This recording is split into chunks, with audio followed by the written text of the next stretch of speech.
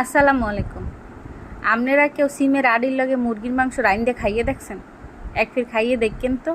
এক ফির খাইলে মন চাইবে মাঝে মাঝে রাইন্দে খাই। মুই হেল্লিকে লইছি সিমের আডি আর অল্প কিছু সোনালি মুরগি। মগদেশে সিমের আডিরে উশিও কয়, তাই উশির আডি লইছি। হেইয়া ভালো মতো হলুদ মরিচ, এরপর পেঁয়াজ রসুন আদা এর মধ্যে কষাইয়া ভালো মতো কষাইবেন। এরপর দিয়ে দেবেন মুরগির মাংস।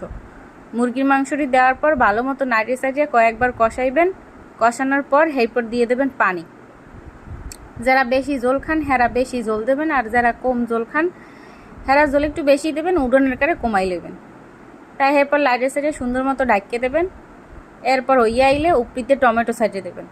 ধনিয়া পাতা থাকলে ধনিয়া পাতা দেবেন। উপরিতে কিছু কাঁচামরিচও দেবেন একটু সুন্দর ঘেরানা হওয়ার লইগে। তাই এরপর আপনার পছন্দ মতো ঝোল রাখিয়া রান্না হয়ে গেলে উড়েই হেলাইবেন।